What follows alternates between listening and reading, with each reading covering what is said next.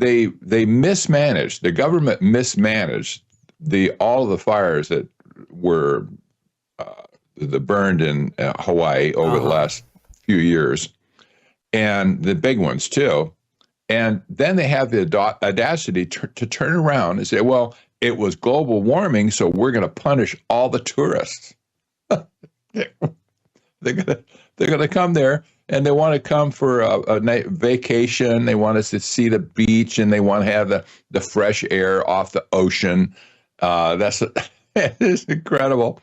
So the Governor Green, isn't it interesting? His name is Green.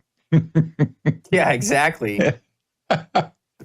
So, this guy's just an idiot. He's punishing the tourists that make Hawaii rich in the first place.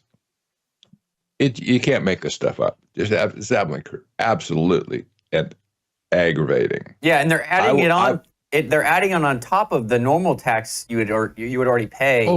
Oh yes. So it's like this is a surcharge. This is a flat out surcharge, and they haven't stopped just taxing like airlines and hotels and stuff like that. They're going after the cruise ships as well. And all the rooms that are full of tourists that come via cruise, they're going to be taxed also. What's next? Well, maybe they're going to put a tax on the surfboards, or I don't know, whatever you do. Maybe the beach towels. Or maybe they'll tax you more if you rent a boat, or if you rent an electric or a powered scooter. Oh, I know. It's over the top. Well, anyway, that's my curious story for this session, I'm sure. Just whatever. I'm not going to go. Probably I will never go to Hawaii again in my life. Yeah, I've never been, so. Yeah. Our next topic is quite interesting. Amazon testing humanoid robots to deliver packages. So I'm guessing what they're going to be doing is, once they have these Amazon vans that are already self-driving, then they're going to have a robot hanging out back there, and when they pull up to your house, he's going to walk out and walk out and bring your package to your door. That's right. What do you think your pet is going to do with that? How about what will Dolly do when she sees the robot coming for her? She'll take off. Some of them will attack, but not Dolly. She'll take off. Well, it's gonna give her a fright. She may never recover. Yeah. It. Well, we used to worry about the dog biting the mailman or something, but now the poor dog is going to break his teeth on a iron leg, So, okay, enough with Amazon. This is absolutely just incredible. And this will be coming by the end of this year. You'll see some of these robots somewhere in the country delivering back packages from these Rivian electric car or trucks. And well, that's it. You think so? You think they'll be implementing this by the end of this year? Oh, absolutely, absolutely, they will. I have no doubt.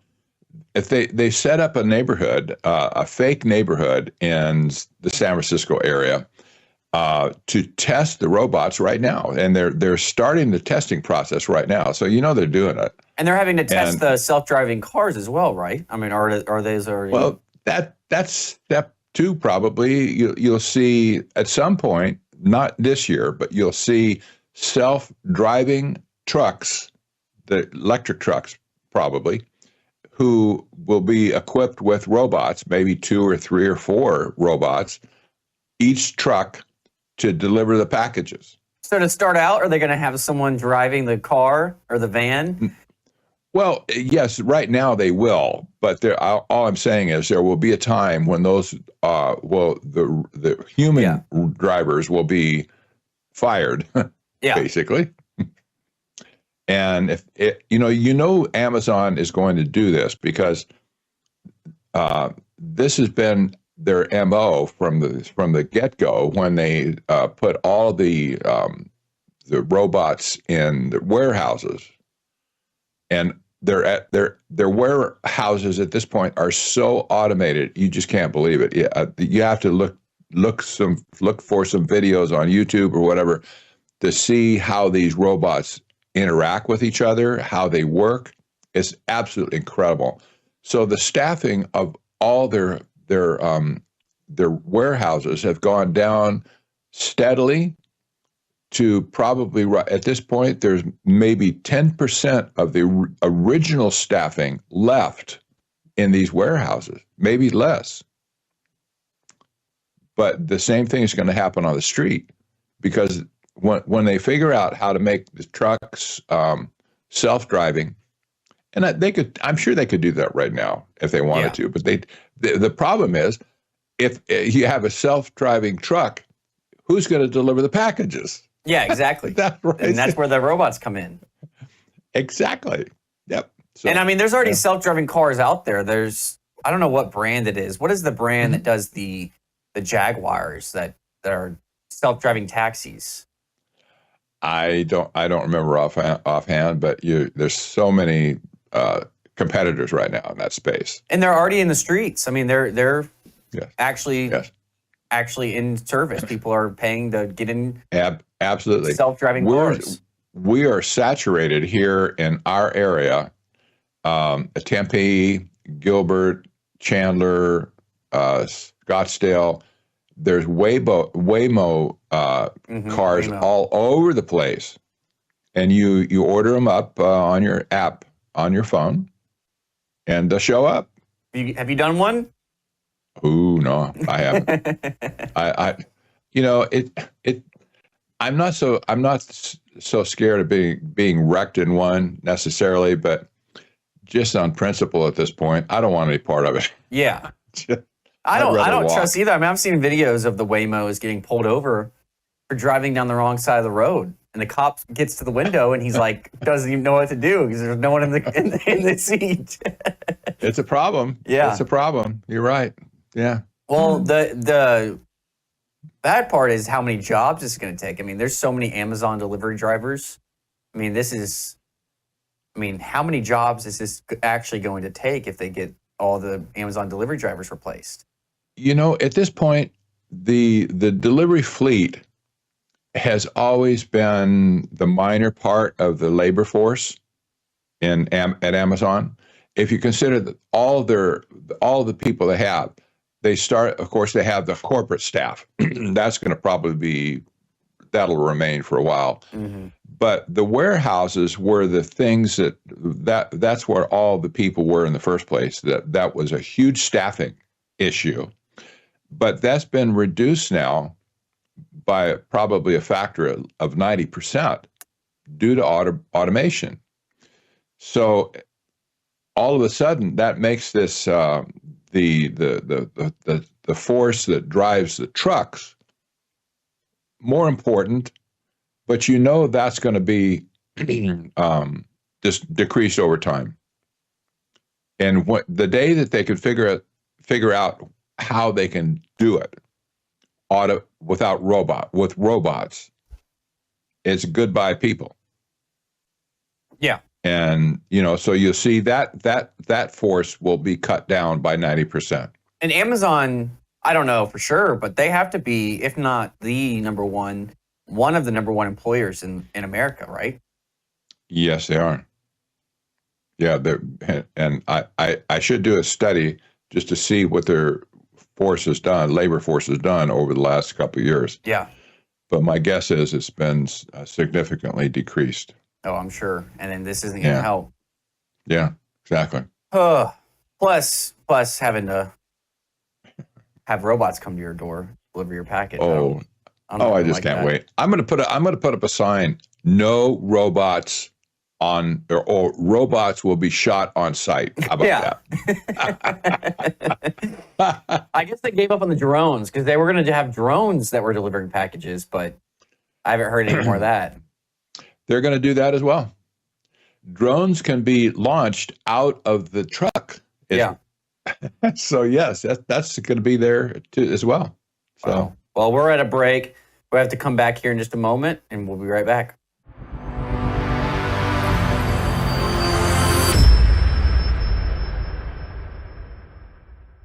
July 6, 2005. This is Tom Harper. Man figures plankton stopped his rare cancer. We got more of a response from this from our viewers than anything else you and I have ever discussed. Tom Harper, 20 years ago, he had mesothelioma, deadly lung cancer, was given weeks to live, and he just intuitively started to eat the phytoplankton out of his fish tanks because he fed the phytoplankton to his shellfish. He was a shellfish farmer. And when he went in for the surgery, the surgeon came out of the operating room and told his family, I have not ever seen anything like it. The cancer is benign, and Tom Harper lived for years. He retired in Hawaii. We're not making any claim. Here he is in his own words. Started on a daily routine of just taking a bit of paste, putting it in my mouth, and wash it down with a drink of water. Within about 10 to 15 days, here I am, less pain in my back. I knew that something was going on, so I just kept eating half a teaspoon of this paste a day. I was booked to go for surgery in Victoria where they were going to do what they call a talc treatment. They went in there to have a look, saw something they never seen before, took 11 sites, sent them away for biopsy. I got the news back. Everything was benign. They just did not know what to make of it. Everything was absolutely clean. And I've tried dieting all my life because I'm a diabetic. If it's a coincidence or not, I don't know. My blood sugar started dropping. My weight started falling off. Here I am, no longer requiring insulin, and I was taking 88 units a day of insulin. I can eat just about what I want in moderation, and I have no elevated sugar levels, and I feel fabulous. People, you hear the word cancer and they want you to be instilled with fear. Cancer is nothing but a profound failure of the immune system. And what happened with Tom Harper is the phytoplankton is microscopic. It's God's microscopic food. And the Gatatiana is the most nutritionally comprehensive strain phytoplankton in the world. David Hunter studied phytoplankton for 20 years because he worked for Tom Harper and he was there in person and witnessed Tom's recovery. It's about getting pure nutrition inside your cells. And what happens, your body balances again or goes back to homeostasis. And when your body is pH balanced or in homeostasis, disease can't grow. It is literally microscopic, pure single cell plant food with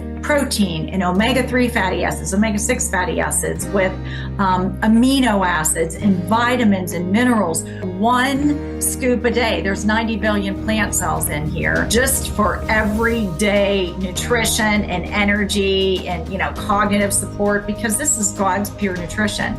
Go to melissahousegpa.com today. Discover the science and learn more about the wonderful benefits of Gatatiana phytoplankton. That's melissahousegpa.com. melissahousegpa.com.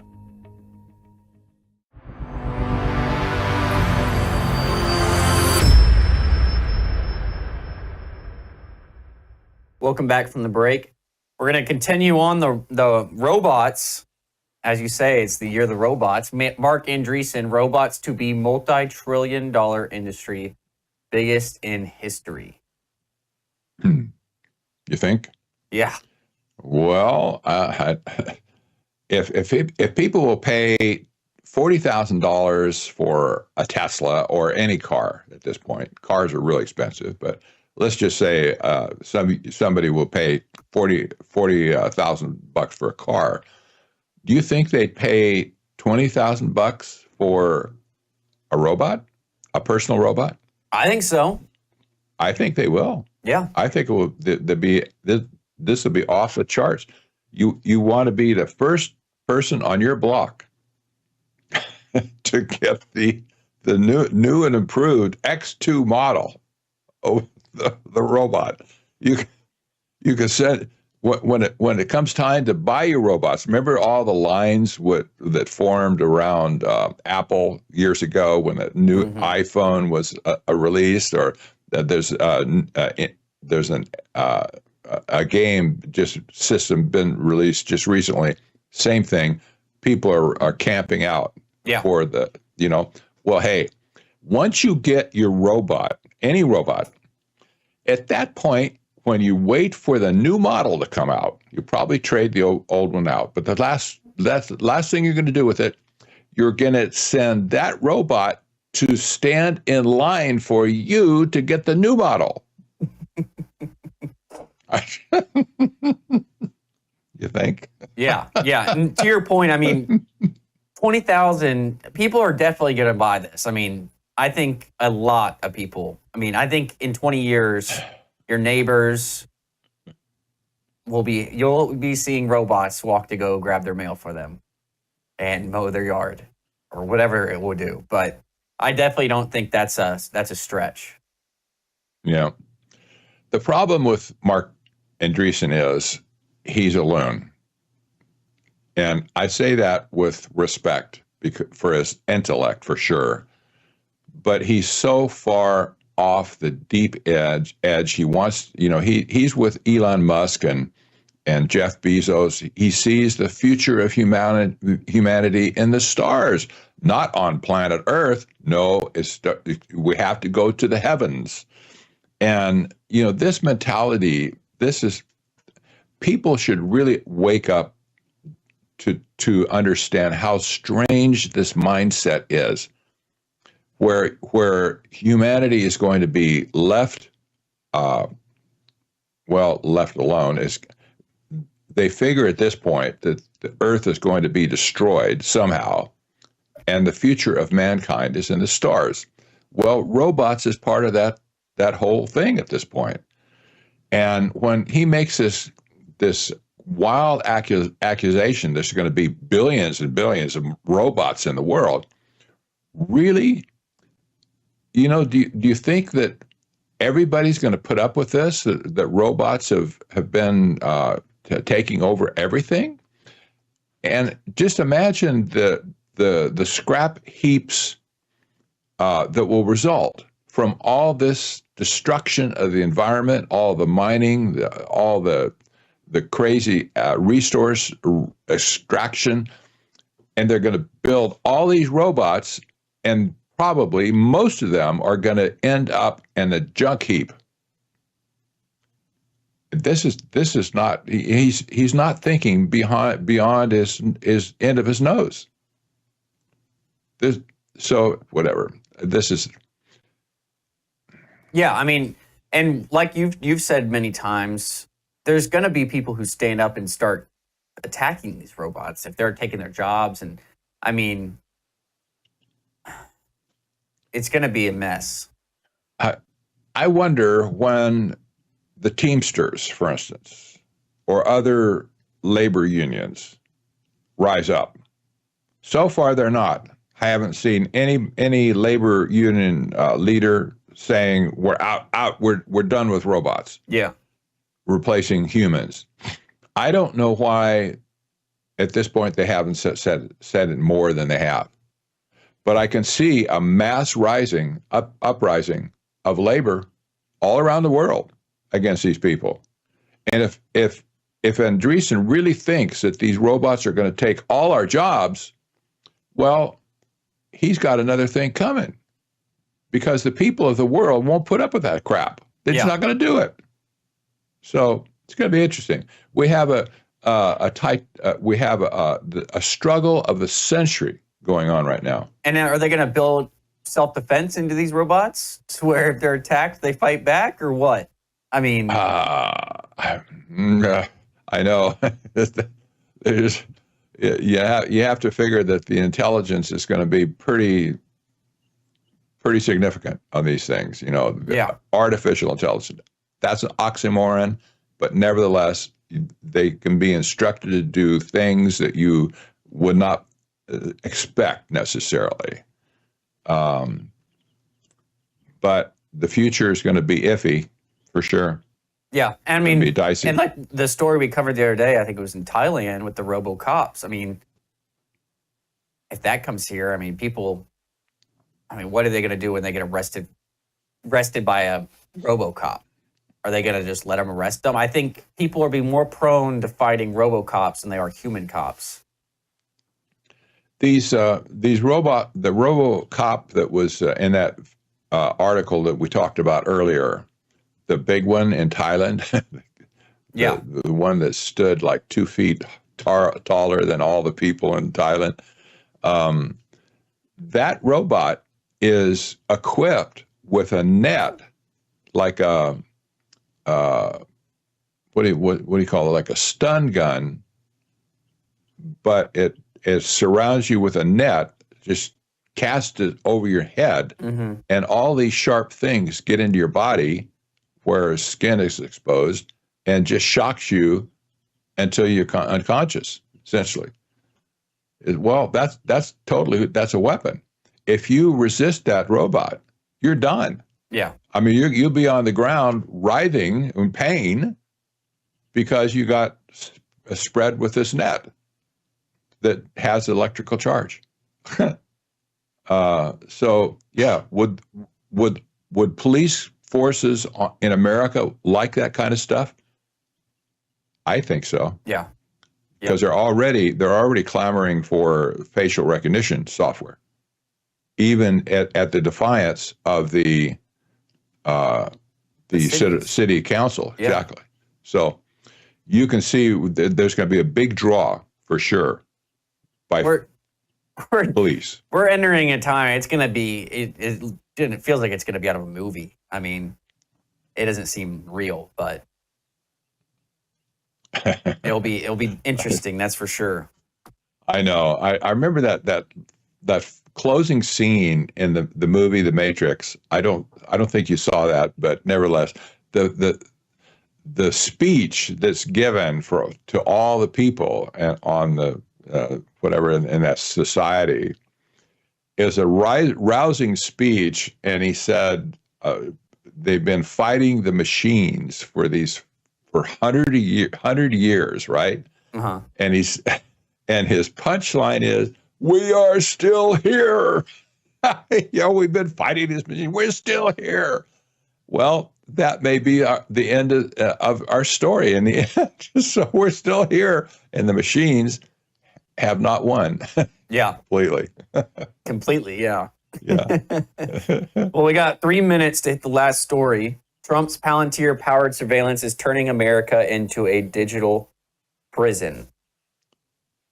We've talked about this. This is John Whitehead with the Rutherford Institute writing an article about it, right? Exactly.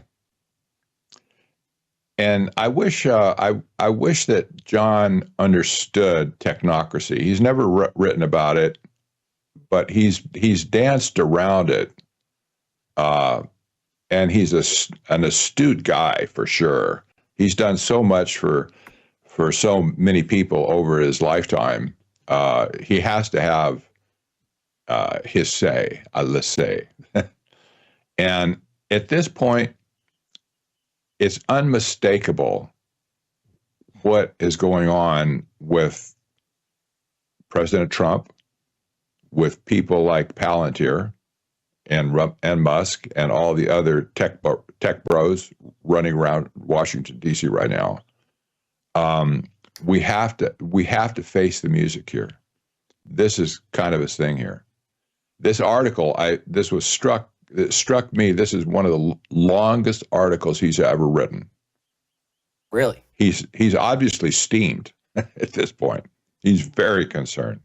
Yeah, and this topic with Palantir, I mean, I've seen so much about it on social media recently from both sides, from the left and the right. Yes. I don't know many Americans who like this. Now, I mean, I don't think there really is any, other than the tech bros and people who benefit off of it. But other than that, I don't know an average American who wants Palantir to be compiling a database about us. Yeah, exactly. This whole concept of a deep state, I think this is going to this will end up being recognized as a psyop. The whole issue of deep state. because what everybody's talking about, what is the deep state? What are we, how are we going to drain the swamp? Well, here you have the swamp right here with the CIA, Palantir, and all the things that Palantir has done to surveil the world. This is the deep state right here, and it's a technocratic deep state, if you will. Yeah, and when they started Palantir, wasn't the CIA their only customer at first? Yes, and they put money into it, and they were the first customer for the first 6 years. So Palantir is really a CIA It is run company. I mean, exactly. They started it for the CIA. That's just that. Yep. Yeah. We're going to talk about this more. Yeah. I'm sure. So it's not even really a private company. I mean, it's merged with the government to look like a private company, but it's really not. Exactly. Yeah. It's tightly controlled as well. The stockholders do not control Palantir. The three co-founders are in charge of it until they die. Wow. So whatever they say goes. Yep. Period. Well, we're all out of time for today. It seems like there's not enough time to talk about everything past few weeks. But we'll be back next week on Tuesday and Thursday at 6 p.m.